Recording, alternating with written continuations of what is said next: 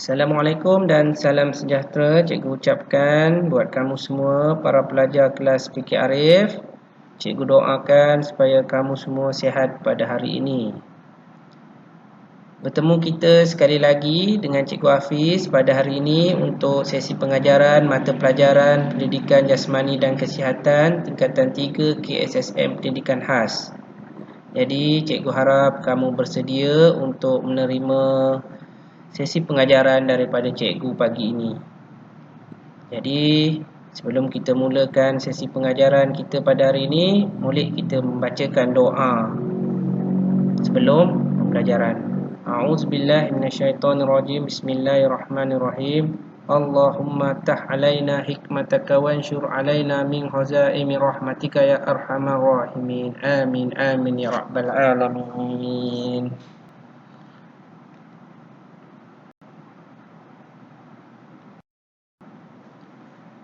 Baik, perhatian kepada kamu semua. Pastikan kamu semua telah mempunyai helaian kertas modul seperti di bawah ini. Helaian kertas modul ini ada disertakan bersama kamu semasa pengambilan modul tempoh hari.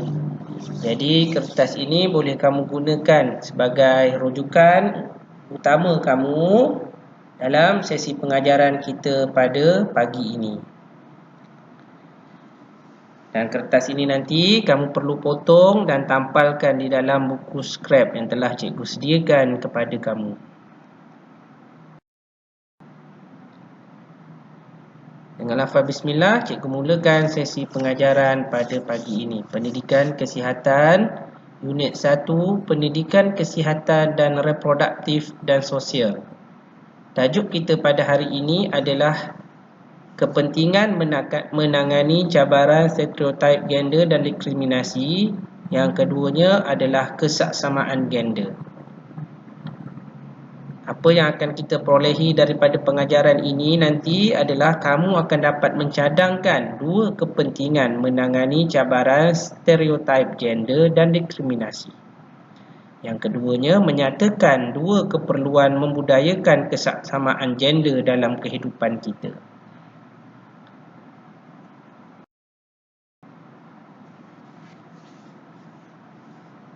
Baik, apakah kepentingan bagi kita menangani cabaran stereotip gender?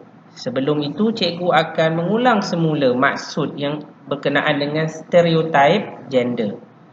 Jadi, stereotip gender ini bermaksud pandangan masyarakat terhadap gender tersebut. Jadi, pandangan masyarakat terhadap gender atau jantina tersebut adalah berdasarkan daripada budaya dan tempoh masa kehidupan masyarakat tersebut. Sebagai contohnya, satu ketika dahulu, orang perempuan ia akan duduk di rumah saja dan tidak bekerja. Jadi pandangan masyarakat pada zaman dahulu adalah orang perempuan duduk di rumah dan lelaki harus bekerja. Sekarang ini ia sudah berubah. Baik, apakah yang dimaksudkan dengan kepentingan menangani cabaran stereotip gender? Yang pertama, dia ada tiga dan cikgu akan terangkan. Yang pertama, memberi peluang kepada golongan yang tertindas untuk lebih maju. Sebagai contoh, sekarang ini sudah banyak orang perempuan yang menceburi sektor-sektor pekerjaan yang satu ketika dahulu didominasi oleh orang-orang lelaki seperti bomba, tentera, pemain bola sepak dan sebagainya. Orang-orang yang perempuan ataupun orang lelaki yang satu ketika dahulu tertindas, kini diberi peluang untuk lebih maju dalam bidang perniagaan. Sekarang ni kita dapat lihat bagaimana kebanyakan orang-orang perempuan kini muncul sebagai usahawan yang berjaya. Kita ambil contoh Datuk Seri Vida. Siapa yang tak kenal dengan Datuk Seri Vida? Semua orang kenal. Cikgu pun kenal. Semua orang kenal. Ini Datuk Seri Vida bersama keluarga dia. Datuk Seri Vida ini adalah contoh seorang usahawan wanita yang telah menjadi jutawan dan telah berjaya dalam kehidupannya. Satu ketika dahulu pada zaman Datuk Nenek Moyang kita susah nak jumpa seorang perempuan yang kaya daripada golongan rakyat. Biasanya orang-orang yang perempuan yang kaya ni terdiri pada golongan bangsawan, anak-anak raja dan sebagainya.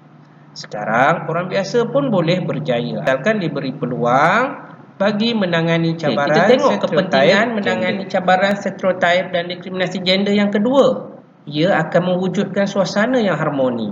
Suasana yang harmoni itu maksudnya adalah hubungan yang harmoni di antara gender, di antara lelaki dan juga perempuan. Di tempat kerja misalnya, ada lelaki yang menjadi ketua dan perempuan yang menjadi kaki tangan bawahan. Di sesetengah tempat, ada perempuan yang menjadi ketua dan lelaki yang menjadi kaki tangan bawahan. Sekiranya kita dapat menangani cabaran, stereotip dan diskriminasi gender, maka ia akan mewujudkan suasana yang harmoni. Orang lelaki akan menghormati wanita dan wanita akan menghormati lelaki. Kerja akan dilakukan bersama-sama dan ianya akan menjadi lebih ringan sekiranya dilaksanakan tanpa sebarang diskriminasi. Cikgu harap kamu sudah faham berkenaan dengan apa yang cikgu terangkan tadi. Okay, kita masuk kepentingan menangani cabaran stereotip dan diskriminasi gender. Yang ketiganya, ia akan mewujudkan masyarakat yang prihatin. Masyarakat yang prihatin ini maksudnya adalah masyarakat yang sentiasa peka dengan keadaan masyarakatnya. Apabila ada orang yang susah, mereka akan bantu, tolong dan cuba menyelesaikan setiap masalah tersebut tanpa tidak kira kamu lelaki ataupun kamu perempuan. Yang lelaki membantu wanita, yang wanita membantu lelaki, yang lelaki membantu lelaki dan wanita pun membantu wanita. Dia akan mewujudkan masyarakat yang prihatin. Cuba kamu bayangkan kalau ada diskriminasi. Seorang doktor lelaki dia tidak mahu merawat seorang pesakit wanita. Apa akan berlaku? Pasti wanita itu akan menderita kesakitan yang berpanjangan. Seorang polis wanita tidak mahu membantu seorang lelaki yang meminta pertolongannya. Ia pasti akan mewujudkan permasalahan di dalam masyarakat. Jadi dengan adanya kita mampu menangani cabaran stereotip dan diskriminasi gender ini, maka ia akan mewujudkan masyarakat yang prihatin. Sekarang kita masuk berkenaan dengan kesaksamaan gender. Atau kesaksamaan gender ini maksudnya adalah persamaan di antara lelaki dan juga wanita berdasarkan ciri-ciri yang betul. Kita harus sedar bahawa Allah telah menciptakan lelaki dan perempuan dengan perbezaan-perbezaan yang tertentu yang tidak boleh kita ubah sampai bila-bila.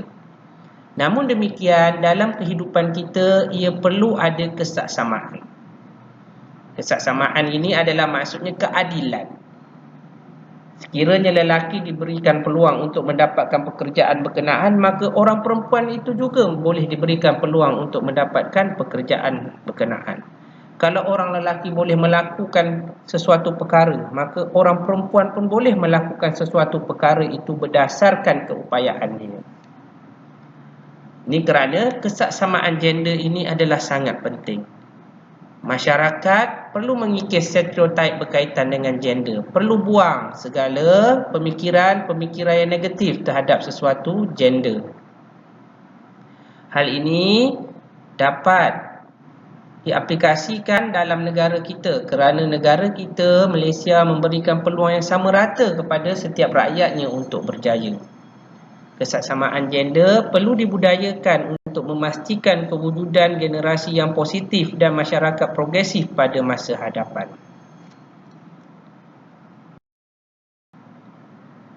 Jadi, tamatlah pengajaran kita pada hari ini.